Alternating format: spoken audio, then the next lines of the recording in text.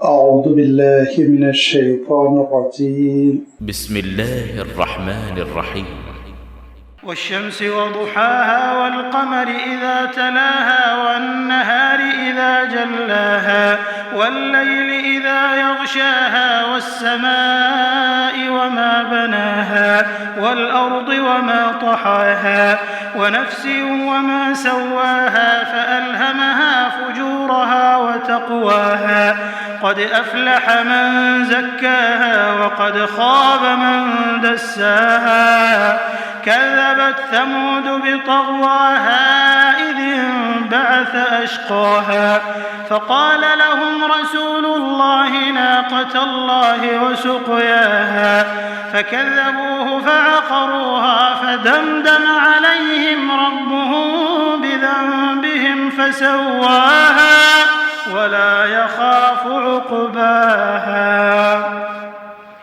صدق الله العظيم. الحمد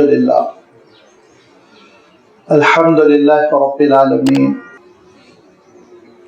والصلاة والسلام على سيد المرسلين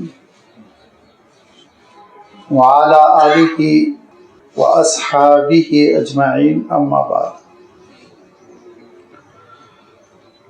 15 آیتوں پر مشتمل سورۃ الشمس کی ابھی آپ کے سامنے تلاوت کی گئی. چونکہ اس سورت کا پہلا لفظ ہے والشمس وضحاها،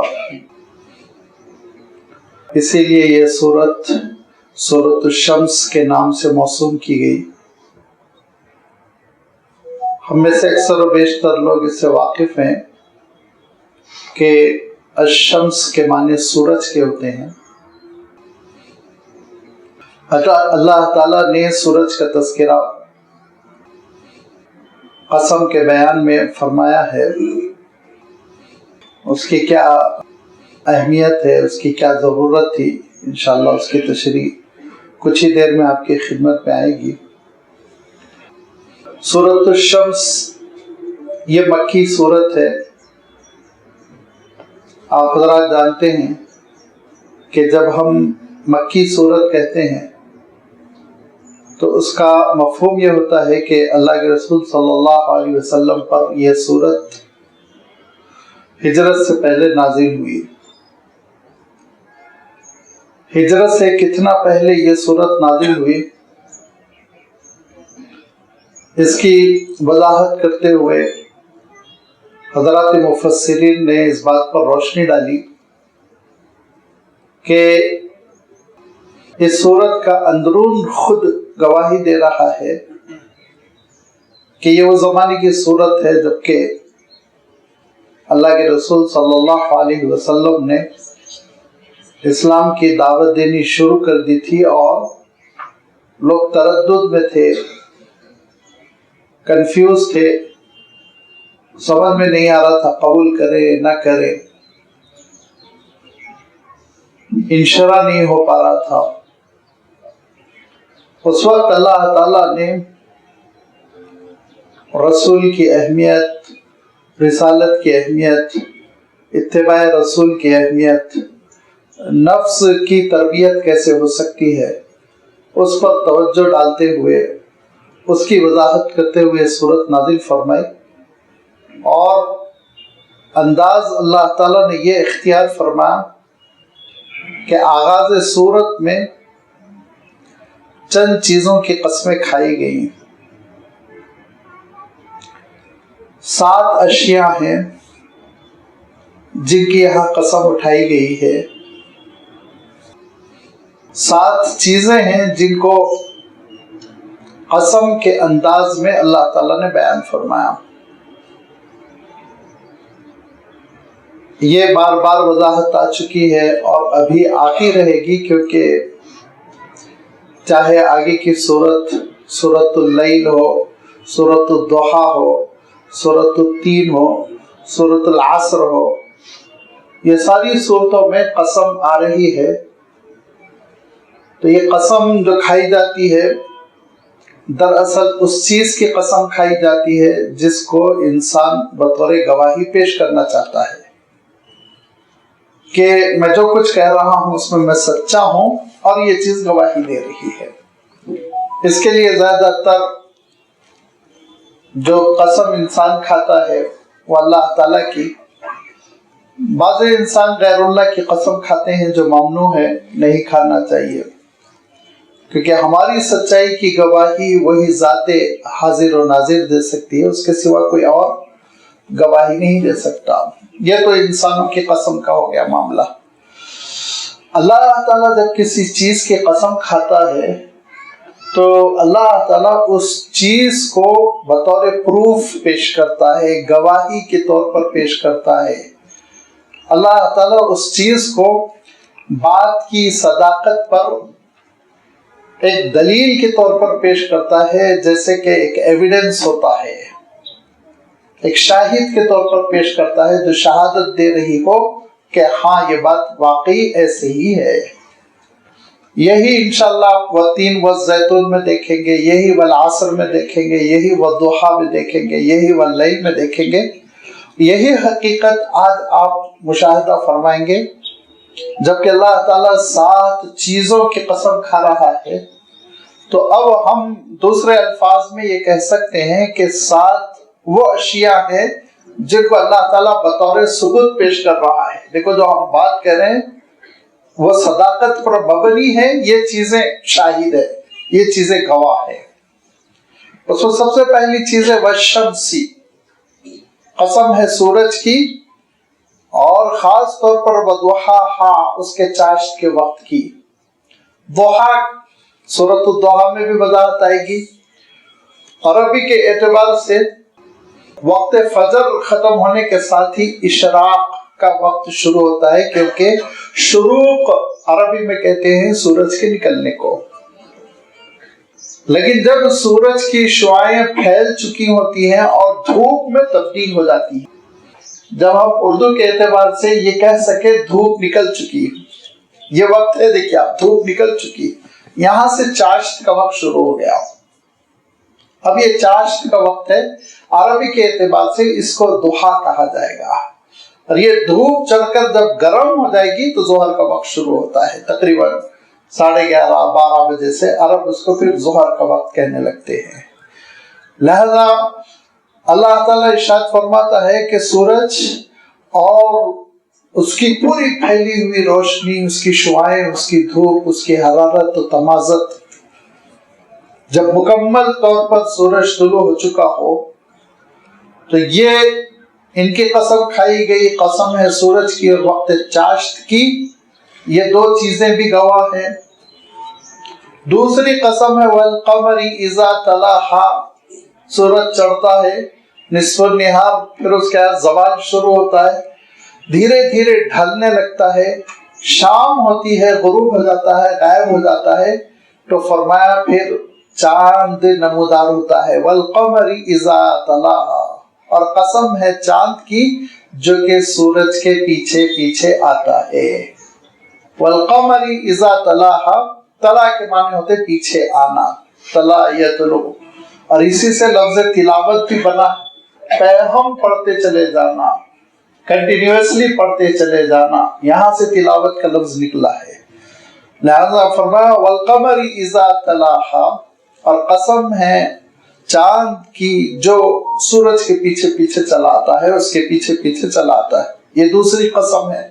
اللہ تعالیٰ نے چاند کو گواہی کے طور پر پیش کیا ہے۔ تیسری قسم والنہار اذا جلاہا، اور اس دن کی قسم جو دن نمایاں ہو جاتا ہے۔ جلا یجلی تجلیتاً عربی میں کہتے ہیں واضح کر دینا، کلیئر کر دینا، صاف کرنا، کوئی ابہام نہ رہ جائے، کوئی چیز ایسی نہ رہ جائے کہ سمجھ میں نہ آ رہی ہو، مجلہ کر دینا، چمکا دینا، کھول کر بیان کر دینا، بالکل کلیئر کر دینا۔ تو فرمایا والنہاری، اور دن کی قسم ہے جبکہ وہ چیزوں کو واضح کر دیتا ہے، وہ بتلا دیتا ہے کہ کیا چیز سونا ہے، کیا چیز پیتل ہے، وہ بتلا دیتا ہے کیا جھوٹ ہے، کیا سچ ہے۔ دن کی روشنی میں اب انسان دھوکے میں نہیں رہ جاتا، دن کی روشنی میں ساری چیزیں، ساری مخلوق کو نظر آنے لگتی ہے صاف صاف۔ لہذا فرمایا وہ دن جو کلیئر کر دیتا ہے، واضح کر دیتا ہے، چیزوں کو چمکا دیتا ہے، روشن کر دیتا ہے۔ پھر چوتھی قسم واللیل اذا یغشاہا، اس چمکتے ہوئے دن کو کتنی روشنی ہے ماشاءاللہ، بالکل چمک رہا ہے۔ آپ چھت کے نیچے ہو روشنی پہنچ جائے گی، آپ کمرے کے اندر ہو روشنی پہنچ جائے گی۔ دن ایسا طلوع ہوتا ہے، دن ایسا نکھر کر آ جاتا ہے، پوری روشنی پھیلا دیتا ہے، اور وقت صبح ایسا لگتا ہے اب تاریکی آنے والی نہیں، اندھیرا نہیں ہوگا۔ لیکن اللہ تعالیٰ کی قدرت کہ چوتھی قسم کھاتے ہوئے ارشاد فرمایا اور رات کی قسم جو دن پر چھا جاتی ہے، پوری روشنی کی چھٹی ہو جاتی ہے، دھیرے دھیرے یہ روشنی غائب ہو جاتی ہے اور ہم محتاج ہو جاتے ہیں مصنوعی روشنی کے، آرٹیفیشل۔ ہم اپنے بلب جلاتے ہیں، الیکٹرکسٹی استعمال کرتے ہیں، پچھلے زمانے میں چراغ جلائے جاتے تھے، دیا جلائے جاتے تھے، کہاں چلے گئی؟ دن کی روشنی غائب ہو گئی، رات غالب آ گئی اور رات نے کور کر لیا۔ یہ اللہ تعالیٰ کا بنایا ہوا نظام ہے۔ واللیل، اور قسم ہے رات کی، اذا یغشاہا، جب کہ رات چھا جاتی ہے دن پر، دن کی روشنی پر، دن کی حکومت پر، دن کے اقتدار پر۔ دن کو زوال آ جاتا ہے، دن کی چھٹی ہو جاتی ہے، دن کمزور پڑ جاتا ہے، رات غالب آ جاتی ہے۔ اور ارشاد فرمایا پانچویں چیز والسماء وما بناہا، اور آسمان اور آسمان کی شان و شوکت، مبنا اس کو کیسے بنایا ہے، اس کی تعمیر آسمان کی، کہ اللہ تعالیٰ نے کس طرح سے اس کائنات کو بلند فرمایا۔ اس کائنات پہ اللہ تعالیٰ نے ہماری دنیا کے اوپر جو ساری چیزیں سجا دی ہیں وہ قابل غور ہے، بغیر ستون کے کوئی دو چیزوں میں کسی قسم کا کوئی رابطہ نہیں ہے، لیکن وہ ہر چیز اپنی اپنی جگہ پہ، اپنے اپنے آربٹ پہ، اور یہ ایسا زبردست اسپیس، اتنا وسیع اسپیس کہ اس کی کوئی حد ہی نہیں ہے، آج تک بھی انسان اس کی حد کو نہیں پہنچ سکا۔ کتنی بڑی کائنات ہے، کتنی بڑی یہ یونیورس ہے کہ انسان کی عقل حیران۔ والسماء وما بناہا، اور یہ آسمان اور اس آسمان کی تعمیر کی قسم۔ بنا، بنا لفظ آتا ہے، مبنا کا لفظ آپ نے شاید عرب ملکوں میں سنا ہوگا، اس کے معنی ہوتے ہیں بنا کے معنی تعمیر کے، مبنا کے معنی بلڈنگ کے، بنا کے معنی بلڈنگ تعمیر کرنا۔ تو یہ لفظ ہے جس کے معنی ہوتے ہیں تعمیر کرنا، کھڑا کر دینا۔ والسماء، اور آسمان کی قسم، وما بناہا، اور اس کی جو شان و شوکت ہے، اس کو جو بنایا گیا ہے، اس کی جو تعمیر ہے، حسن تعمیر کی بھی قسم۔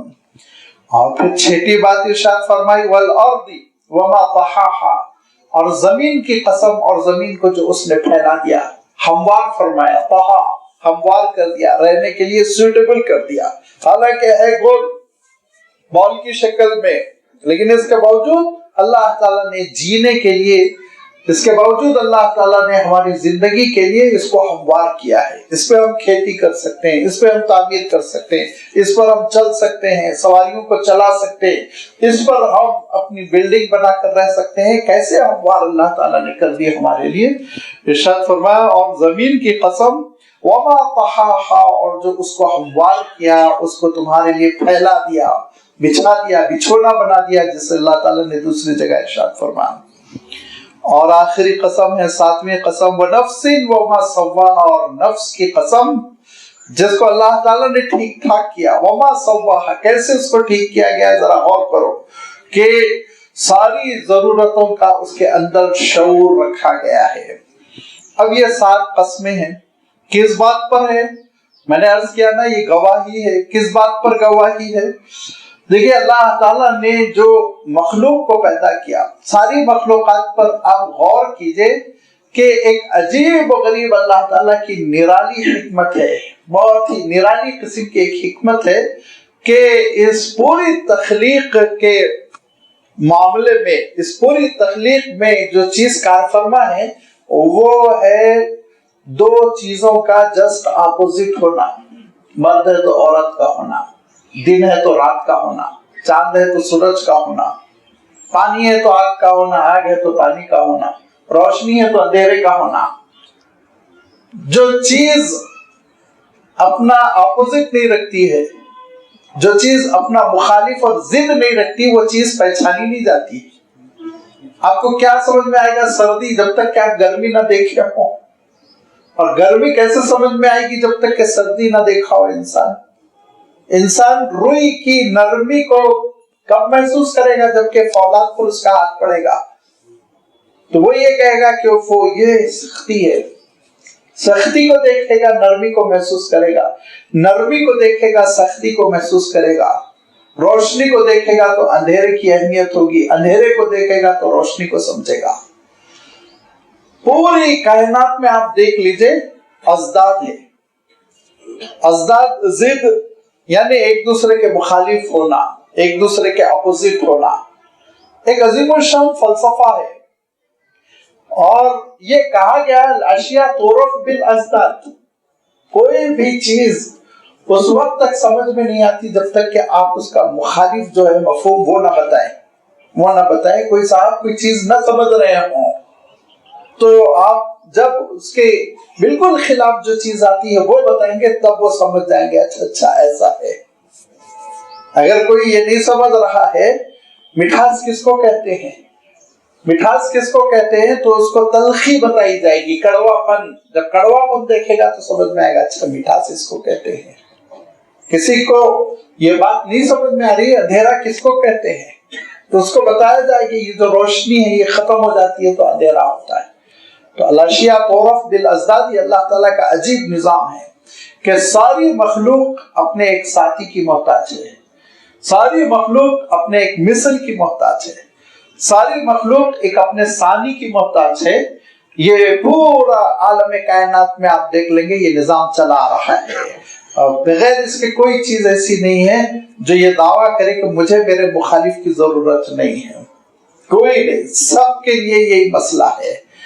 جب یہ مسئلہ ہے تو پھر آگے چل کے اللہ تعالیٰ نے ارشاد فرمایا جب شر ہے تو خیر کی بھی ضرورت ہے. یہ نہیں ہو سکتا شر ہی شر ہے. فَأَلْهَمَهَا آگے فرمایا کہ پھر نفس کو اللہ تعالیٰ نے شعور دیا فجورها وتقواها. فجور، فسق و فجور ہم اردو میں استعمال کرتے ہیں. فجرہ کے معنی پھٹ پڑنا، اور فجور کے معنی ہوتے ہیں شریعت کو پھاڑ کر نکل جانا، یعنی گناہگار ہونا، یعنی نافرمان بن جانا. سیدھا سیدھا مفہوم نافرمانی. اور تقوی آپ جانتے ہیں شریعت کا احترام کرنا، حلال پر اکتفا کرنا، حرام کا ارتکاب نہ کرنا. لہذا تقوی کو اس وقت تک انسان نہیں سمجھ سکے گا جب تک کہ فسق و فجور کو سمجھے، اور فسق و فجور کا مبادلہ اس وقت تک نہیں ہو سکے گا، ازالہ اس وقت تک نہیں ہو سکے گا جب تک تقوی نہ ہو. لہذا جس خالق کون نے، جس کائنات کے مالک نے اس کائنات میں ہر چیز وہ اپنے ضد کے ساتھ پیدا کی، تو اسی پروردگار نے ہمارے اندر خیر و شر بھی رکھا ہے، خیر و شر بھی رکھا ہے. وَنَفْسٍ وَمَا سَوَّاهَا آخری قسم جو آ رہی ہے دھیرے دھیرے اللہ تعالیٰ نے اوپر سے سورج سے بیان شروع کیا اور ساری ان اہم چیزوں کا تذکرہ فرمایا جس کا ہم سے روزمرہ میں خوب واسطہ پڑتا رہتا ہے. دن کا ہونا، رات کا ہونا، روشنی کا ہونا، اندھیرے کا ہونا، سورج کا ہونا، چاند کا ہونا. کوئی چیز اس میں ایسی نہیں ہے جس سے دیہاتی ناواقف ہو، شہری واقف ہو، عالم ناواقف ہو، جاہل واقف، سب کے لیے یکساں ہے. یہ ایک الگ بات ہے. ظاہری نظر میں یہ ہلکی پھلکی چیزیں ہیں، لیکن ایک سائنسدان جب ریسرچ کرتا ہے اس کی تہہ میں جاتا ہے، اور فلاسفر جب اس کے فلسفے پہ غور کرتا ہے اور اس کی گہرائیوں میں جب اترتا ہے تو پھر وہ یہ محسوس کرتا ہے کہ یہ ساری چیزیں بھی بہت اللہ تعالیٰ کی بڑی نشانیاں ہیں. لیکن اللہ تعالیٰ نے انداز یہ اپنایا کہ صرف سائنٹسٹ آیتوں کو سمجھے، صرف سائنسداں آیتوں کو سمجھ لے، دیہاتی بیچارہ محروم رہ جائے، سیدھا سادہ آدمی محروم رہ جائے. نہیں، کہا مزدور بھی سمجھے گا، سائنٹسٹ بھی سمجھے گا، ڈاکٹر بھی سمجھے گا، انجینئر بھی سمجھے گا، دیہاتی بھی سمجھے گا، کسان بھی سمجھے گا، فلاسفر بھی سمجھے گا. سب کے لیے اس میں نشانیاں ہیں کہ دیکھو اس نظام کو کہ سورج کا نکلنا اور اس کی روشنی کا چھا جانا، یہ تمہارے لیے گواہی دے رہا ہے. اور پھر سورج کے تعاقب میں چاند کا آنا، للشمس ينبغي لها ان تدرك القمر ولا الليل سابق النهار. کیسا اللہ تعالیٰ کا نظام ہے، رات رات ہے، ختم نہیں ہوگی، دن دن ہے، اجڑ نہیں جائے گا. دونوں کو اللہ تعالیٰ نے بنائے، یک کے بعد دیگر آتے چلے جاتے ہیں. اختلاف اللیل والنہار ارشاد فرما، دن اور رات کا آنا جانا بہت بڑی نشانی ہے. ذرا غور کرتے چلے جاؤ، غور کر کر کوئی اس کی تہہ میں پہنچے تو کیسے آربٹس پہ دوڑنا، دنیا کا سورج کی جانب رخ کرنا، سورج کی روشنی سے استفادہ کرنا، یہ ساری چیزیں منٹس اور سیکنڈز کے ساتھ یہ حساب کا چلنا، یہ سائنسدانوں کے لیے نشانی ہے. اور عوام کے لیے یہی ہے کہ وہ دیکھ رہے ہیں دن اور رات کا ہونا. وَالنَّهَارِ إِذَا جَلَّاهَا، دن کا روشن ہو جانا. وَاللَّيْلِ إِذَا يَغْشَاهَا، رات کا پھر دن پر چھا جانا. اور آسمان اس کی بے پناہ وسعتیں پھیلاؤ، اور زمین کا ہموار ہونا، آرام دہ بچھونا بن جانا ہمارے لیے. اور یہ ساری چیزیں اس بات کی گواہی دے رہی ہیں کہ اللہ تعالیٰ نے نفس انسانی کو بھی مکمل پیدا کیا. وَنَفْسٍ وَمَا سَوَّاهَا، سوا کے معنی تسویتن کے معنی ہوتے برابر کر دینا، ایکول کرنا. جب کسی بلڈنگ کی تعمیر ہوتی ہے تو پہلے میدان ہموار کر دیا جاتا ہے، زمین برابر کر دی جاتی ہے، پھر اس کے بعد اس پہ علامتیں نشانے لگائے جاتے ہیں اور تعمیر شروع ہوتی ہے. لہذا سوا کے معنی ہوتے ہیں کہ اگر آپ چاہیں تو ترجمہ کر لیں کہ فائنل ٹچ اپ، آخری فنیشنگ کر دینا، ٹھیک ٹھاک کر دینا، برابر کر دینا. یہ اللہ تعالیٰ نے نفس کو پیدا فرمایا اور اس کو آخری مرحلے تک اس کی ضرورتوں کی تکمیل کر دی. کوئی نقص نہیں رکھا، کوئی کمی نہیں رکھی. اچھا، نفس کیا ہے؟ نفس بہت ہے لفظ کا استعمال قرآن پاک میں، بے انتہا تذکرہ آیا ہے نفس نفس نفس. اس سے پہلے بھی سورۃ القیامہ میں نفس کی 3 قسموں کا تذکرہ آیا ہے، میں نے اشارہ کیا تھا. ایک نفس کے تذکرہ سورۃ الفجر میں آیا ہے، ان النفس لامارۃ بالسوء، اور ارشاد فرمایا نفس اللوامہ اور نفس المطمئنہ. تو یہ نفس ہے کیا چیز؟ نفس اگر آپ فلسفیانہ انداز میں غور کریں گہرائی کے ساتھ تو علماء نے لکھا کہ انسان دراصل 3 چیزوں کا کمبینیشن کا نام ہے. جب ہم حضرت انسان کو پکڑتے ہیں اور ان کو اینالائز کریں گے لیب میں لے جا کر تو 3 چیزیں نکلیں گی. سب سے پہلے تو بدن ہے، باڈی، جسم ہی کو ہم دیکھتے ہیں.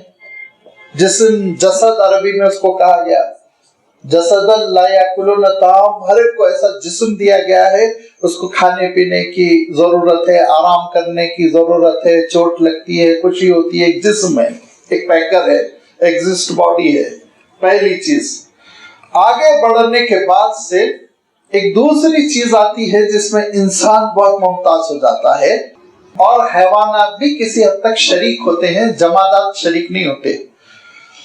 اس ٹیبل کو جسم ہے، اس کرسی کو جسم ہے، آپ کے موبائل فون کو جسم ہے، یہ بلڈنگ کو ایک جسم ہے، ایک باڈی ہے. لیکن اس باڈی میں حرکت نہیں ہے، جنبش نہیں ہے، شعور نہیں ہے، فیلنگ نہیں ہے، احساس نہیں ہے. یہ احساس اور شعور جو کامل درجے میں انسان کو ہے اور ناقص درجے میں دیگر حیوانات کو بھی ہے. ان کو ایک 1% ہے، چوٹ لگ گئی تو پکارنا، بھوک لگی تو پکارنا، اپنے مالک کو پہچاننا، چند چیزیں گن کر اللہ تعالیٰ نے ان کو دی. لیکن انسان کو وَنَفْسٍ وَمَا سَوَّاهَا کمپلیٹ شعور دیا ہے، مکمل شعور ہے انسان کا. رشتوں کو پہچاننا، غم سمجھنا، خوشی کو سمجھنا، مستقبل کو سمجھنا، کل کیا ہونے والا ہے سمجھنا، کس کو کیسے بیہیو کرنا ہے، کس کے کیا حقوق ہے سمجھنا. یہ نفس کو جو شعور دیا گیا ہے، جو ہر انسان کو دیا گیا ہے، اس کو نفس کہا جاتا ہے. اس کو نفس، اس کو آپ ضمیر کے نام سے تعبیر کیجئے. کبھی کبھی ہم عربی میں بھی اردو میں بھی دل سے تعبیر کرتے، میرا دل بول رہا ہے کہ میں یہ کر لوں، میرا دل چاہتا ہے کہ میں آرام کر لوں. دل سے ہم کبھی اپنی زبان میں تعبیر کرتے ہیں، کبھی خواہش سے ہم تعبیر کرتے ہیں، بڑی خواہش ہو رہی ہے کہ ایسے کر لو. مختلف الفاظ ہے، یہ سارے الفاظ کا مجموعہ ہے نفس. کہ ہمارے اندر ایک شعور ہے، ایک ملکہ، ایک سلیقہ ہے، ایک ٹیلنٹ، ایک صلاحیت ہے جو ہم کو سوچنے پہ مجبور کرتی ہے، جس کو خوشی ہوتی ہے، جس کو غم ہوتا ہے، جس کو مستقبل کی فکر ہوتی ہے، جس کو اندیشے ہوتے ہیں، جس کو خوف ہوتا ہے، جس کو اطمینان ہوتا ہے، ساری چیزیں نفس کے ساتھ لگی ہوئی ہیں۔ اور یہ نفس جو ہے برج ہے، یہ نفس جو ہے یہ راستہ ہے روح کی طرف جانے کا۔ تیسری چیز ہے روح، تین چیزوں کا کمبینیشن ہے، جسم، نفس، روح۔ روح کیا ہے وہ تو بس اللہ تعالیٰ جانتا ہے۔ وَمَا أُوتِيتُم مِّنَ الْعِلْمِ إِلَّا قَلِيلًا، روح کے بارے میں اللہ تعالیٰ نے کہا زیادہ نہ پوچھو۔ يَسْأَلُونَكَ عَنِ الرُّوحِ، اے نبی آپ سے روح کی وضاحت چاہتے ہیں، ان کی عقل ساتھ نہیں دے سکے گی۔ قُلِ الرُّوحُ مِنْ أَمْرِ رَبِّي، روح رب کے حکم کا نام ہے۔ میرے اور آپ کے اندر اور ہر جاندار کے اندر اللہ کا ایک حکم ہے کہ تو زندہ رہ، یہ روح ہے۔ یہ حکم کی کیا شکل ہے، اس حکم کو کس طرح اخروی انداز میں جسم دیا جائے گا، یہ روح، یہ حکم ہمارے جسم سے کیسے نکل جاتا ہے، اس کو ہم اس دنیا میں نہیں سمجھ سکتے، ہمارے لیے بہت مشکل ہے۔ یہ اللہ کا حکم ہے کہ اللہ کے حکم کی وجہ سے ہم زندہ ہیں، یہی حکم ہم سے چھین لیا جاتا ہے تو ہم مردہ ہو جاتے ہیں۔ وَمَا أُوتِيتُم مِّنَ الْعِلْمِ إِلَّا قَلِيلًا، بندو اکتفا کر لو، اتنا ہی کافی ہے تمہارے لیے، یہ اللہ کے حکم کا نام ہے۔ اور تمہارا علم ناقص ہے، تم کو اس سے زیادہ آگے نہیں سمجھ سکو گے۔ یہ وہ روح ہے جو ابھی دنیا میں ہمارے جسم کے تابع ہے، جسم کو فالو کرتی ہے، لیکن یہ روح مرنے کے بعد اصل ہو جاتی ہے، مین ہو جاتی ہے، جسم اس کا فالوور ہو جاتا ہے۔ سارا حساب کتاب روح کے ساتھ ہے، سارے معاملات روح کے ساتھ ہے۔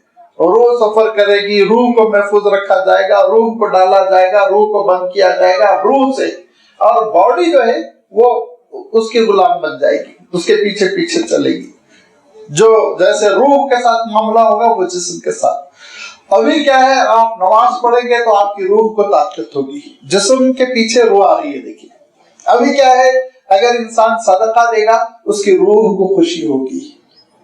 ابھی کیا ہے، انسان جو ہے نیکیوں پر عمل کرے گا، اپنے والدین کی خدمت کرے گا، روحانی طور پر ترقی کرے گا۔ تو ابھی بدن، جوارح، یہ جو ہمارے آرگنز ہیں، یہ کام کریں گے تو روح کو فائدہ ہوگا، روح کو جان ملے گی، آخرت میں بدل جائے گا۔ موت کے بعد یہ سسٹم ٹوٹل الٹا ہو جائے گا۔ جب روح کے ساتھ معاملہ ہوگا تو پھر بدن پر اس کا اثر ہوگا۔ اب اس سے زیادہ ہم روح کو نہیں سمجھ سکتے، اگرچہ کہ کتاب الروح جیسی امام جلال الدین سیوطی رحمۃ اللہ علیہ نے کتاب لکھی ہے، مسئلے کو حل کرنے کی کوشش کی، لیکن یہ مسئلہ حل نہیں ہو سکتا، عالم غیب کا ہے۔ اور عالم غیب کا مسئلہ کیا ہے، اللہ تعالیٰ نے ارشاد فرمایا تو اس وقت تک مسلمان ہو ہی نہیں سکتے، الذین یؤمنون بالغیب، جب تک کہ غیب پر ایمان نہ ہو، غیب پر ایمان نہ ہو اس وقت تک اسلام ہے ہی نہیں۔ تو لازمی بات ہے غیب کے ان امور پر جتنا اللہ تعالیٰ نے اور جتنا اس کے رسول نے بتایا اتنے پر ہم ایمان رکھنا ہے، یہ ہم سے مطالبہ ہے۔ اب نفس کے سلسلے میں اللہ تعالیٰ نے قرآن مجید میں بڑی تفصیل بیان فرما دی۔ نفس کے سلسلے میں نے عرض کر دیا کہ دراصل یہ ایک ٹیلنٹ کا نام ہے، ایک صلاحیت کا نام ہے، جس کو آپ عقل سے تعبیر کیجئے، جس کو آپ قلب سے تعبیر کیجئے، جس کو آپ فکر سے تعبیر کیجئے، جس کو آپ خواہش سے تعبیر کیجئے۔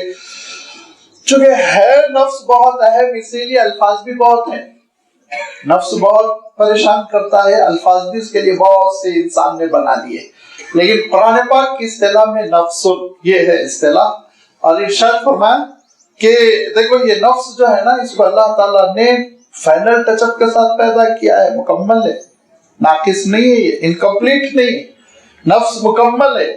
مکمل نفس کیا ہے کہ تمہارے اندر جینے کا شعور ہے، عقل ہے، سوچنے کی صلاحیت ہے، اور یہی شعور تم کو مجبور کرتا ہے کہ تم شر اور خیر کو سمجھو، کیونکہ فَأَلْهَمَهَا، اللہ نے نفس میں ودیت فرما دیا، رکھ دیا ہے، اللہ تعالیٰ نے الہام کیا، اللہ تعالیٰ نے ڈال دیا فجورہا، नफ्स की नाफरमानी को भी, व तकवा, नफ्स के तकवे को भी, दोनों सलाहियतें अल्लाह ताला ने रख दी है।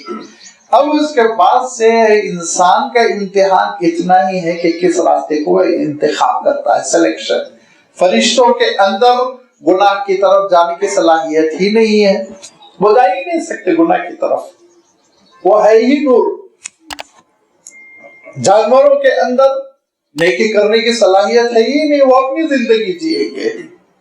वो नहीं जानते कि ये 6 महीने का बच्चा है, इसको शिकार नहीं करना चाहिए। उनको भूख लगी, वो माँ को शिकार अलग करेंगे, उसके बच्चे को शिकार अलग करेंगे। किसी बकरी को ये शऊर नहीं है कि ये पड़ोसी का बाग है, इसको नहीं खाना चाहिए, उसको हरी घास जहां नरम दिखी वो खाएगी। तो उनके अंदर मसला क्या है कि जैसे एक नेकी और रूहानियत है वो हासिल कर ले, वो उनके अंदर सलाहियत नहीं।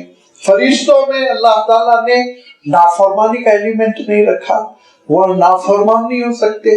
इंसान को अल्लाह ताला ने बहीमियत और मलूकियत दोनों से मिला के, मलूकियत कहते हैं फरिश्तों जैसी सिफात, मलकूती सिफात, फरिश्तों जैसी सिफात। बहीमियत यानी जानवरों जैसी सिफात, दोनों से मुरक्कब बना दिया। और भूख भी लगती है, वो जानवरों की सिफत है। प्यास लगती है, जानवरों की सिफत। लड़ते हैं आपस में, जानवरों की सिफत। नमाज पढ़ने से सुकून मिल रहा है, फरिश्तों की सिफत। अल्लाह को याद करने की तबीयत बन रही है, ये फरिश्तों जैसी सिफत। सफ बस्ता अल्लाह ताला के दरबार में खड़े होकर उसकी तस्बीह कर रहे हैं, हमद सताइश, फरिश्तों जैसी सिफत। दोनों के कॉम्बिनेशन से अल्लाह ताला ने इंसान की तख्लीक की। फ़अल्हमहा फुजूरहा व तक़वाहा, अल्लाह ताला ने वाहिद मखलूक है इस पूरी कायनात में जिसके अंदर दोनों सलाहियतें रखी। नेकी की राह पर चलना हो तो नेकी की राह पर चलो, कुफ्र नाफरमानी गुनाहों के रास्ते पे चलना हो तो गुनाहों के रास्ते पे चलो। सिर्फ इंसान के अंदर ये सलाहियत है, और इसीलिए इंसान आखिरत में जवाबदेह है अल्लाह के आगे। और कोई जवाब दे रही है, इंसान को जवाब देना है कि मैंने कौन सा रास्ता मुंतखब किया। और बार बार ये वजाहत आ चुकी है। सूरत दहर में आगे अल्लाह ताला ने इरशाद फरमाया, इम्मा शाकिर व इम्मा कफूरा। सूरत अल-कहफ में अल्लाह ताला ने इरशाद फरमाया, फमन शाअ फलयुमिन व मन शाअ फलयकफुर। कुफ्र के रास्ते पे जाना है जाओ, ईमान के रास्ते पे चलना है चलो। अल्लाह ताला ने वहदैनाहु नजदैन फरमाया, दोनों वादियां सिखा दी, नेकी के रास्ते पे चलना, नेकी के रास्ते पे चलो, गलत रास्ते पे चलना, गलत रास्ते पे चलो, अंजाम तुमको भुगतना होगा, जज़ा भी मिलेगी, सजा भी मिलेगी। ये तुम्हारा इम्तिहान है। इस आजमाइश के लिए इंसान को पैदा किया गया। अब फरमाया कद अफलह मन ज़क्काहा, बामुराद वो है, कामयाब वो है जो अपने नफ्स का तस्किया करता है। वक़द खाब मन दस्साहा, और नाकाम है वो शख्स जो अपने नफ्स का तदसिया करता है।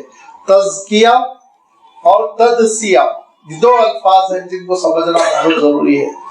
ज़क्का पाक करना, साफ करना, जिससे मज़दर आता है तज़किया। तज़किये नफ्स, आपने ये लफ्ज सुना होगा, मशहूर इस्लामी इस्तिलाह है, और जिन्होंने नहीं सुना वो सुने और याद करे। और ये ना बोले मुल्क साहब बहुत हार्ड उर्दू बोलते हैं, ये हमारी इस्लामी इस्तिलाहात हैं, इनका समझना हमारे लिए जरूरी है। तज़किये नफ्स, जिसके माने होते हैं अपने नफ्स की तरबियत करना, अपने नफ्स को चमकाना, अपने नफ्स को बुराइयों से, गलत चीजों से, आलूदगियों से पाक करना। तहरा के माने होते हैं ज़क्का, इसी से लफ्ज़ ज़कात भी बना है। ज़कात के माने भी ये है कि माल को गंदगियों से पाक करना, माल की मोहब्बत से पाक करना, अल्लाह की राह में खर्च करना। ज़कात के पीछे भी यही कॉन्सेप्ट है। और तज़किये नफ्स, इसके लिए भी अल्लाह ताला ने यही लफ्ज इस्तेमाल फरमाया कि नफ्स की तरबियत करना, साफ सुथरा रखना। और इसके मुखालिफत में क्या है, वक़द खाब मन दस्साहा, तदसियतुन के माने होते हैं, मज़दर उसका दस्सा का मज़दर आता है तदसिया, और इसके माने होते हैं कि खाकालूद कर देना, बर्बाद कर देना, तबाह कर देना, बेकार कर देना, आलूदा, पोलाइट कर देना। ये जो अपने नफ्स को आलूदा करेगा, गंदा करेगा, खराब करेगा, बिगाड़ देगा, तो फिर वो नाकाम हो जाएगा, उसको कामयाबी नहीं मिलेगी। قد افلح من زکاها وقد خاب من دساها، بامراد ہے وہ شخص، بلا شبہ وہ کامیاب ہو گیا جس نے اپنے نفس کی تربیت کر لی، اور وہ ناکام ہو گیا جس نے اپنے نفس کو آلودہ کر لیا، بگاڑ دیا۔ دیکھیے اب نفس کا معاملہ کیا ہے؟ نفس کا معاملہ ہے ٹوٹل اس کی تربیت پر ڈیپینڈ کرتا ہے۔ تزکیہ نفس، جیسے نفس کی تربیت کی جائے گی ویسے نفس بن جاتا ہے۔ گرم لوہے کو آپ تلوار کی شکل میں مار مار کے ڈھال لیں، تلوار بن جائے گا۔ گرم لوہے کو آپ سلاخ کی شکل میں ڈال لیں، سلاخ بن جائے گا۔ لہذا یہ نفس کی جو تربیت ہو کر جس شکل میں ڈھالا جاتا ہے اس شکل میں ڈھل جاتا ہے نفس۔ جب نفس کو ڈھال لیا جاتا ہے تو پھر وہ نفس مطمئن بن جاتا ہے، عبادتوں پر اس کو اطمینان نصیب ہو جاتا ہے۔ الا بذکر اللہ تطمئن القلوب۔ ورنہ نفس کا عالم یہ ہوتا ہے کہ ان نفس لامارۃ بالسوء، ہر گناہ میں انگلی ڈالنے، ہاتھ ڈالنے کا حکم دیتا رہتا نفس۔ یہ بھی دیکھو، اس کا بھی مزہ چکھو کیسا ہے۔ کولڈ ڈرنک بہت پیے، یہ بھی ذرا پی کے دیکھو اس کا مزہ کیسا ہے۔ ایک ایک پھر سیندی پلا دیتا ہے۔ ذرا نفس پر کنٹرول کرنا پڑتا ہے، اور نفس پر کنٹرول کرنے کے لیے جو مرحلہ ہوتا ہے وہ یہ ہے ان نفس لامارۃ بالسوء۔ اس گناہوں کے حکم دینے والے نفس کو ٹھیک ٹھاک کرنے کے لیے نفس لوامہ اختیار کرنا پڑتا ہے۔ وہ نفس، وہ دل جو برائیوں پر آپ کی تنبیہ کرے، لعنت و ملامت کرے، نہیں یہ کام ہرگز نہ کرو، تم یہ گناہ نہ کرو، اللہ تعالیٰ تم کو دیکھ رہا ہے، یہ اللہ تم کو دیکھ رہا ہے، یہ کیفیت آ گئی تو نفس کی تدبیر شروع ہو گئی۔ فرمایا قد افلح من زکا، قد افلح من تزکا وذکر اسم ربہ، اپنے رب کو جو یاد رکھتا ہے، اپنے رب کو، مالک کو جو یاد رکھتا ہے، اور مالک کو یاد رکھنے کی ایک قانونی شکل ہے جس کو مالک نے فرض کر دیا۔ تو قد افلح من تزکا وذکر اسم ربہ فصلی، اور نمازوں کا وہ اہتمام کرتا ہے، نمازوں کا اہتمام کر رہا ہے تو انشاءاللہ ان الصلاۃ تنہی عن الفحشاء والمنکر، نماز خود اس کو سیدھے راستے پر لے کر چلے گی۔ سب سے بڑا فریضہ ہے جو دیا گیا ہے نفس کو قابو میں رکھنے کا، ہر لحاظ سے۔ اس سے آپ دیکھیں گے کہ دنیا میں مگن رہنے کی صفت ختم ہو جائے گی۔ 5 وقت آپ الرٹ ہوں گے نا، متنبہ ہوں گے، کیسے ہوں گے؟ وضو کرنا پڑے گا، مسجد جانا پڑے گا، مصلی پہ کھڑے ہونا پڑے گا، پھر اس کے بعد تکبیر تحریمہ کے ذریعے سے ساری دنیا کی چیزوں کو حرام کر لینا پڑے گا۔ یہی معنی ہے نا اللہ اکبر کہہ کے جو تکبیر تحریمہ ہے اس سے سب چیزیں حرام ہو گئی۔ اب آپ بات نہیں کر سکتے، آپ کھا نہیں سکتے، الٹ پلٹ نہیں کر سکتے، پلٹ کے دیکھ نہیں سکتے، کچھ نہیں کر سکتے۔ اب صرف اللہ کا ذکر، تلاوت قرآن، تسبیحات مسنونہ، اذکار مسنونہ، رکوع و سجود، یہی کریں گے آپ۔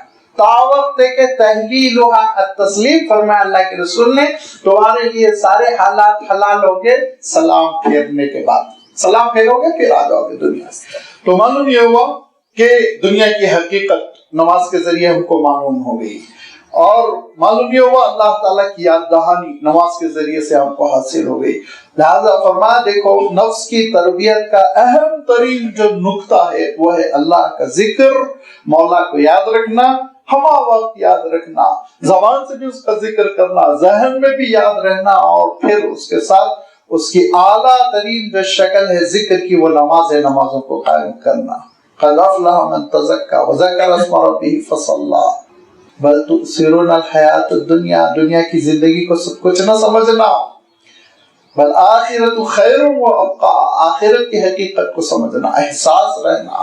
فرماتے تھے اللہ کے رسول صلی اللہ علیہ وسلم موت کو یاد رکھو، لذتیں کٹیں گی، معلوم ہوگا دنیا کتنی مختصر ہے، آخرت کتنی طویل ہے، لہذا آخرت کا احساس، اس زندگی کے فانی ہونے کا احساس رہنا چاہیے، یہ زندگی کس تیزی کے ساتھ ختم ہو جاتی ہے اس کو یاد رکھنا چاہیے۔ اسی کو اللہ تعالیٰ نے والعصر ان الانسان لفی خسر میں بیان کیا، انشاءاللہ وہ صورت بھی آنے والی ہے۔ لہذا دوسری چیز کیا ہوگی کہ دنیا کی حقیقت ہمارے سامنے رہے، آخرت ہم یاد کرتے رہیں، اور تیسری چیز یہ ہے کہ صحبت اہل اللہ کی صحبت، جو نفس کی تربیت کرتے ہو، جو نفس پر نگاہ رکھتے ہو۔ اتنی اہمیت ہے کہ اللہ تعالیٰ نے قرآن پاک میں شاید 4 یا 5 کوئی حافظ صاحب گن کے بتائیں گے، ایسے مقامات ہیں جس میں اللہ کے رسول صلی اللہ علیہ وسلم کی ڈیوٹیز کا تذکرہ کرتے ہوئے ارشاد فرمایا. کیا ارشاد فرمایا؟ کہ یتلو علیہم آیاتنا ویزکیہم، اور وہ تربیت کرتے ہیں نفس کی، وہ تزکیہ کرتے ہیں، وہ تربیت کرتے ہیں، وہ تزکیہ کرتے ہیں. 4 اللہ کے رسول صلی اللہ علیہ وسلم کے ڈیوٹیز میں سے ایک ڈیوٹی ہر جگہ اللہ تعالیٰ نے یہ بیان فرمائی، تزکیہ نفس. اللہ کے رسول صلی اللہ علیہ وسلم کی بعثت کے مقصد میں سے ایک مقصد ہے، 25% یہ مقصد ہے کہ اللہ کی کتاب کی تلاوت بھی ہو جائے، تبلیغ بھی ہو جائے، تعلیم کتاب بھی ہو جائے، اور حکمت دے دی جائے انسان کو، اور انسانوں کے نفس کا تزکیہ ہو جائے، تربیت کر دے اللہ کے رسول صلی اللہ علیہ وسلم. یہ اللہ کے رسول صلی اللہ علیہ وسلم کی صحبت میں رہ کر اپنے نفس کی تربیت کرنا، اپنے اخلاق کو سنوارنا، اپنے کردار کو سنوارنا، اپنے شعور کو سنبھالنا، اس کی اتنی اہمیت تھی کہ اللہ تعالیٰ نے ارشاد فرمایا انما المؤمنون الذین آمنوا باللہ ورسولہ وکانوا معہ علی امر جامع، کہ اللہ کے صحیح ایمان والے بندے وہ ہیں جو اللہ اور رسول پر ایمان رکھتے ہوں تو وہ رسول کے ساتھ رہتے ہیں. علی امر جامع، کوئی بھی ایسی چیز، ایسے مسئلے میں جہاں اجتماعیت کی ضرورت ہو. ہمیشہ تو نہیں رہ سکتے، نماز کے موقع پر، واعظ و نصیحت کے موقع پر، مشورے کے موقع پر، کسی مصیبت آ گئی اور اس کے لیے دفاع کرنا ہو، جنگ کرنا ہو، اس موقع پر سب ایک ساتھ جمع ہوتے ہوں، اور ایسے جمع ہوتے ہوں کہ مجلس سے پھر ان کو نکلنے کی اجازت نہیں فرمایا. پھر وہ نہیں نکلیں گے مجلس سے اس وقت تک جب تک کہ اللہ کے رسول خود اجازت دے. اور فرمایا آپ کو اختیار ہے رسول، آپ چاہے اجازت دیجئے چاہے اجازت نہ دیجئے، بیٹھے رہو گئیے. کیوں؟ اس صحبت میں تربیت ہو رہی تھی، بیٹھنے سے خدمت میں آپ صلی اللہ علیہ وسلم کی بڑی عظیم الشان تربیت ہو رہی تھی. اور چونکہ صحابہ کو مربی کامل ملا، ان کی تربیت بھی کامل تھی، مربی کامل تھے اللہ کے رسول صلی اللہ علیہ وسلم. ایسی تربیت کی اللہ کے رسول صلی اللہ علیہ وسلم نے کہ صحابہ کے اندر پورا شعور مکمل تھا، دین کامل تھا ان کے اندر، ناقص نہیں، کوئی نقص نہیں رہ گیا. حضرت ابوبکر صدیق رضی اللہ تعالیٰ عنہ جیسے جلیل القدر صحابی، دیکھیے اب تربیت کیسے ہو رہی ہے کہ ایک صاحب ہے جو برا بھلا کہہ رہے ہیں، فول فول بک رہے ہیں. اللہ کے رسول صلی اللہ علیہ وسلم تشریف فرما، حضرت ابوبکر بھی بیٹھے ہوئے ہیں، بدتمیزی کر رہے ہوں. حضرت ابوبکر ایک حد تک سنتے رہے، جب وہ حد سے تجاوز کر گئے تو حضرت ابوبکر نے بھی ان کو جواب دے دیا. آپ صلی اللہ علیہ وسلم اٹھتے ہیں، حجرے میں چلے جاتے ہیں، ناراضگی چہرے پر پیدا ہو جاتی ہے. حضرت ابوبکر پریشان ہوئے، پوچھا اللہ کے رسول وہ بھی تو بک بک کر رہا تھا، میں نے تو صرف جواب دیا. تو اللہ کے رسول، یہ ہے دیکھیے تربیت، اللہ کے رسول فرماتے ہیں دیکھو جب تک تم خاموش تھے فرشتہ بدوا دے رہا تھا، جواب دے رہا تھا، جب تم نے جواب دیا فرشتہ چلا گیا، میں بھی چلا گیا. تربیت ہو رہی، ایسی تربیت. پوری سیرت آپ دیکھیے آپ صلی اللہ علیہ وسلم نے تربیت کی صحابہ کی، ایسی عجیب و غریب تربیت کہ پھر وہ ایک کامل ایسی جماعت روئے زمین پر نمودار ہو گئی جس سے بڑھ کر پیاری روحانی دیندار نیک جماعت تاریخ میں کبھی نہیں ہوئی تھی، نہ ہوگی. صحابہ کی جماعت، اسلام پہنچانے والی جماعت، ہمارے اور اللہ کے رسول صلی اللہ علیہ وسلم کے درمیان واسطہ. ایسی تربیت آپ حیرت کریں گے کہ حضرت بلال رضی اللہ تعالیٰ عنہ ہے اور حضرت ابو ذر غفاری رضی اللہ تعالیٰ عنہ ہے، اور بھی بعض اکابر صحابہ بیٹھے ہوئے ہیں اور کسی اہم معاملے میں مشورہ ہو رہا ہے. حضرت بلال رضی اللہ تعالیٰ عنہ ایک خاص بات پر اصرار کر رہے ہیں اور حضرت ابو ذر غفاری رضی اللہ تعالیٰ عنہ کی رائے کی تردید کر رہے ہیں، آپ کی رائے ٹھیک نہیں، یہ ایسا کرنا چاہیے. جب 2-3 بار ہو گیا تو ذرا حضرت ابو ذر غفاری رضی اللہ تعالیٰ عنہ غصوت سے جلدی غصہ آ جاتا تھا. تو آپ نے کہا کیا کالی کلوٹی کا بیٹا اتنی بڑی بڑی باتیں کر رہا ہے، بس اتنا کہہ دیا. یا ابن سویدہ فرمایا حضرت بلال نے حضور اکرم صلی اللہ علیہ وسلم سے اجازت مانگی، آپ صلی اللہ علیہ وسلم کی خدمت میں پہنچے اور دکھڑا بیان کیا، مجھے ایسے اپنے ماں کا آر دلایا گیا.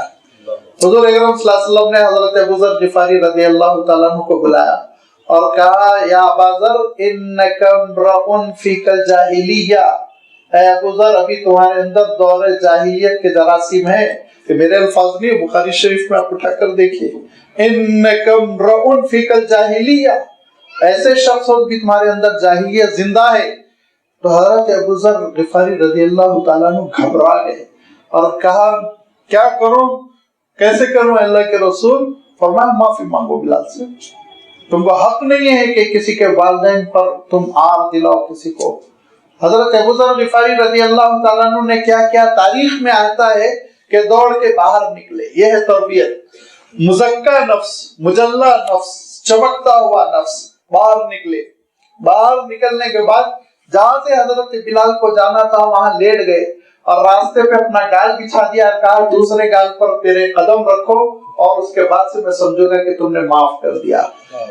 حضرت بلال رضی اللہ تعالیٰ عنہ نے ان کا ہاتھ پکڑ کر کھینچا، سینے سے لگایا. روایت میں آتا ہے دونوں زاروں قطار روئے، دونوں زاروں قطار روئے.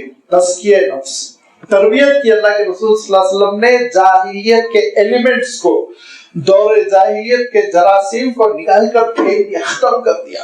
اور فرمایا کرتے تھے کہ دور جاہلیت کے رسم و رواج کو میں اپنے پیروں تلے روند رہا ہوں. حالانکہ یہ لب و لہجہ نہیں تھا اللہ کے رسول صلی اللہ علیہ وسلم کا، لیکن آپ فرماتے تھے حجۃ الوداع کے موقع پہ فرمایا میں اپنے پیروں سے دور جاہلیت کو کی رسموں کو روند رہا ہوں، ختم کر رہا ہوں. قصہ ختم. نفس کو پاک کرنا، مجلہ کرنا، یہ اس وقت آپ کے لیے ممکن ہے جب آپ اہل اللہ کی صحبت میں بیٹھے، تربیت کو قبول کریں. انہوں نے آپ کو جو چیزیں دی ہیں اس کی آپ پابندی کریں، جن چیزوں پہ تنقید کی جا رہی ان چیزوں کو نکالنے کی کوشش کریں. یہ تزکیہ نفس کے لیے جو اللہ تعالیٰ نے حد مقرر کی ہے، راستہ منہج بنایا ہے کہ اللہ کا خوب ذکر ہو صبح و شام، تلاوت کی شکل میں، تسبیحات کی شکل میں. ہمیشہ اللہ کو ہم یاد رکھیے، ہر کام کے آغاز میں اللہ کو یاد کر لیں، ہم ہر کام کے اختتام پر اللہ کو یاد کر لیں. اور جب اللہ کو یاد کرنا ہے تو نمازوں میں تو سستی ہو ہی نہیں سکتی، نمازوں کا اہتمام. اور پھر اس کے بعد سے آخرت، ہمیشہ میری منزل اصل آخرت ہے، یہ کبھی نہ بھلائیں. نمبر 3 اہل اللہ کی صحبت میں رہے، اللہ والوں کی صحبت میں رہے. لوگ پوچھتے ہیں کہاں ہیں اللہ والے؟ تو میرے پاس کوئی ٹارچ تھوڑی ہے میں جو ڈال کے بتا دوں گا، وہ تو تلاش آپ کو کرنا ہے. آپ میرے سے یہ نہیں پوچھتے نا کہ یورولوجسٹ کہاں ہے. آپ جاتے ہیں، آپ کو معلوم ہے، ان کا پتہ اٹھاتے ہیں، 500 روپے دے کر 15,000 کے معائنے کراتے ہیں. سب خرچے آپ کر رہے ہیں نا، گردے کو ٹھیک ٹھاک کرنے کے لیے، تو دل کو ٹھیک ٹھاک کرنے کے لیے خرچہ نہیں، وہ ڈھونڈنا پڑے گا، آپ کو معلومات کرنی پڑیں گے. اور پھر جیسے ایک طبیب آپ کے نفس کے خلاف دوائیں دیتا ہے، پرہیز کی تاکید کرتا ہے، ایسے ہی طبیب روحانی بھی آپ کے نفس کے خلاف تلخ تلخ کڑوی کڑوی دوائیں دے گا اور پھر اس کے بعد سے روحانی علاج تجویز کرے گا. اللہ کا شکر ہے، میں فخر کرتا ہوں کہ مجھے ملے ایسے طبیب روحانی جو شاید اس صدی کے سب سے بڑے طبیب رہے ہوں، مولانا ابوالحسن علی ندوی رحمۃ اللہ علیہ. وہ فرماتے ہیں جب میں اپنے مرشد کے پاس گیا تو انہوں نے کہا رات ہو گئی، تم کہاں لیٹو گے؟ لاہور میں. ادھر ادھر دیکھا، اس کے بعد کہا دیکھو یہ کنواں ہے نا، کنویں کے منڈیر پہ سو جاؤ، گرمی کا زمانہ ہے، اچھی نیند آئے گی. مولانا کہتے ہیں وہ میری آخری رات تھی کہ پھر میں غفلت کی نیند نہیں سویا. 16 سال کی عمر سے تہجد کے پابند رہے ہو. ایسی انہوں نے تربیت کی کہ غفلت کی نیند، کنویں کے منڈیر پہ آپ سوچئے غفلت کی نیند آئے گی. لہذا رات بھر گھبراہٹ میں کروٹ بدلوں تو نیچے کنویں میں. لہذا اس ڈر کی وجہ سے نیند ہلکی رہی. اور پھر تہجد کے وقت جب سب لوگ خانقاہ میں اٹھے، مولانا بھی عادی ہوتے چلے گئے. فرماتے تھے کہ اس وقت سے آج تک میری تہجد قضا نہیں ہوئی. تہجد کوئی فرض نماز کی بات نہیں ہو رہی. آپ سوچیے یہ جو اہل اللہ کی تربیت کرتی، ان کی صحبتوں میں رہنا، اس سے نفس کا کیا ہوگا؟ نفس کی ترقی ہوگی، مجلہ ہوگا، چمک جائے گا، تزکیہ ہوگا، تربیت ہوگی. اور اگر نہیں بے قابو چھوڑ دیا تو پہلے چھوٹے چھوٹے گناہ میں مزہ آتا ہے، پھر اس کے بعد حرام میں، پھر اس کے بعد کفر میں، بے ایمانی میں، پھر وہی جو بن جاتے ہیں نا میری لاش تک کو جلا دو کہنے کی جرات کرتے ہیں، وہ کیفیت دھیرے دھیرے ہو جاتی ہے. نفس بے قابو ہے. فرمایا دیکھو یہی نفس تھا نا کذب ثمود بتقواہا، کہ قوم سمود کا نفظ جھٹلا دیا تھا حضرت صالح علیہ السلام کی دعوت کو، کیوں؟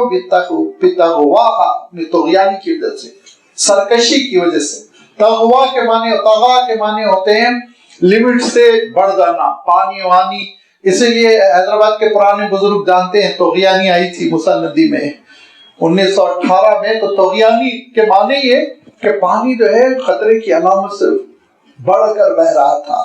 طغا کے معنی ہوتے ہیں حد سے تجاوز کر جانا، لمٹس کراس کر جانا۔ فرمایا یہ حد سے آگے بڑھ کر پھر انسان گناہ کرنے لگتا ہے۔ یہی نافرمانی، سرکشی کی عادت تھی جس کی وجہ سے قوم سمود نے حضرت صالح علیہ السلام کو جھٹلا دیا۔ لیکن بہت سی امتیں ہیں جنہوں نے یہ حرکتیں کی، ایک ہی قوم سمود کا کیوں ذکر؟ اس لیے دو وجہ سے، ایک تو عرب بہت اچھی طرح جانتے تھے قوم سمود کو، ان کے سفر ہوتے رہتے تھے، ان کی علامتیں وہ دیکھتے رہتے تھے، نمبر ایک۔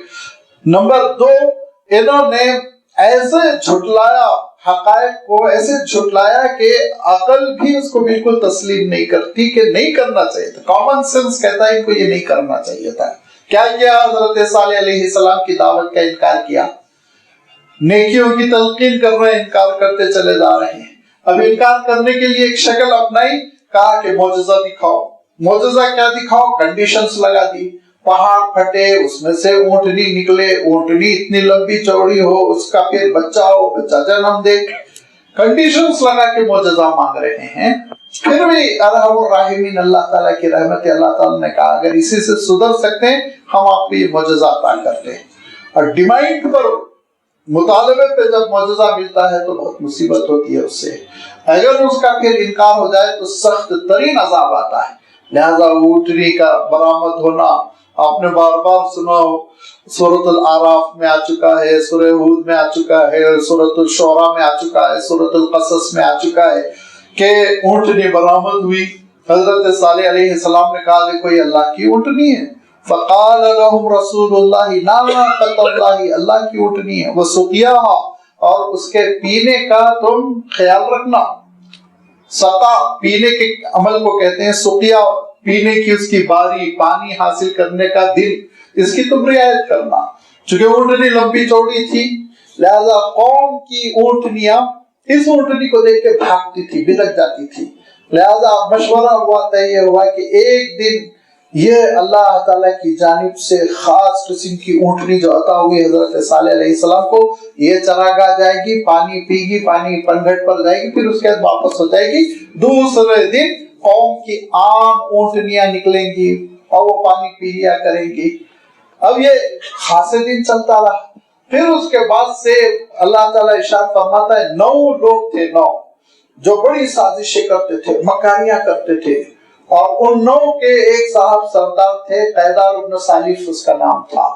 قیدار ابن سالف وہ اس دن ایک دن اس نے ایک کمیٹی بلائی، میٹنگ، مشورہ ہوا، اور بڑا کھاتے پیتے گھرانے کا تھا، زوراور تھا، اپنے آپ کو سردار سمجھتا تھا، غرور تھا اس کو، لہذا اس نے میٹنگ بلا کر کہا کہ ہماری اونٹنیاں کمزور ہو رہی ہیں، ایک دن ملتا ہے کھانا، ایک دن نہیں ملتا ہے، لہذا اس اونٹنی سے چھٹکارا حاصل کیا جائے۔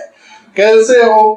تو اس نے اپنے آٹو ساتھیوں کو کہا کہ ہم ایسا کریں گے کہ بیک وقت آٹو کے آٹو مل کے حملہ کریں گے، 9 مل کر، یعنی خود بھی رہے گا وہ اور اونٹنی کو ہم ختم کر دیں گے۔ جب یہ مشورہ ہوا تو قوم کو اطلاع ہوئی، اور قوم کو اطلاع ہوئی تو قوم کو چاہیے تھا اپنے سرداروں کا ہاتھ پکڑتے، ان کو سرداری سے نکال کے پھینک دیتے۔ جب قومیں اپنے لیڈروں، اپنے سرداروں کے گناہوں پر کمپرومائز کرتی ہیں تو یہ لیڈروں کے ساتھ قوموں کو بھی تیز دیا جاتا ہے، چھٹی ہو جاتی ہے۔ پھر وہ یہ نہیں کہنا ہم نے تھوڑی کیا تھا، وہ تو پی ایم صاحب نے کیا تھا، سی ایم صاحب نے، تم نے تخت پر بٹھایا، تم ان کی بدعمالیوں سے راضی ہو، تم نے ان کو موقع دیا ظلم کرنے کا، تم نے ان کو موقع دیا سرکشی کا، لہذا تم بھی ان کے ساتھ پسو گے، تم پر بھی وبائیں آئیں گی، تم پر بھی مصیبتیں آئیں گی۔ لہذا قوم نے مصالحت کی اور ان 9 کے 9 سے کہا ٹھیک ہے آپ جو کرنا ہے کریے، ہم آپ کے ساتھ ہیں۔ حضرت صالح علیہ السلام نے سمجھایا اور کہا دیکھو اے میری قوم کے لوگوں، تم یہ ان سرکشوں کے ساتھ نہ رہو، ان سے اختلاف کرو، لڑو جھگڑو، روکو ان کو، اگر نہیں روکو گے کوئی سازش کر جائیں گے تو بڑی مصیبت ہوگی۔ لوگوں نے کہا صالح تو کہتے ہی رہتے ہیں. اور اس کے بعد سے ان 9 لوگوں نے مل کر جس دن اونٹنی کی باری تھی حضرت صالح علیہ السلام کی اونٹنی کی، جس اونٹنی کو اللہ تعالیٰ نے صالح کی اونٹنی نہیں کہا، کیا کہا؟ ناقۃ اللہ، اللہ کی اونٹنی کہا، کیونکہ وہ معجزاتی طور پر ظاہر ہوئی تھی. لہذا جب اونٹنی نکلی تو ان لوگوں نے حملہ کیا، 9 کے 9 لوگوں نے 30 راہتین، جس کے بارے میں اللہ تعالیٰ نے ارشاد فرمایا کہ زمین پہ بگاڑ پیدا کرتے تھے، لا یصلحون، کوئی اصلاح کی بات پسند نہیں کرتے تھے. تو پھر سب سے پہلے قدار ابن سالف آگے بڑھا، اذن بعث اشقاہا، جو سب سے بڑا بدبخت تھا وہ آگے بڑھا، جرأت کی، ہمت کی، اور اس نے اس کے گھٹنوں پر حملہ کیا، کیونکہ وہ لمبی چوڑی اونٹنی تھی، گھٹنوں پر تلوار زبردست قسم کی چلانے لگا. جیسے ہی اونٹنی بیٹھ گئی پورے آٹوں کے آٹھ اس پہ حملہ کر کے اس کے ٹکڑے ٹکڑے کر دیا اور ختم کر دیا.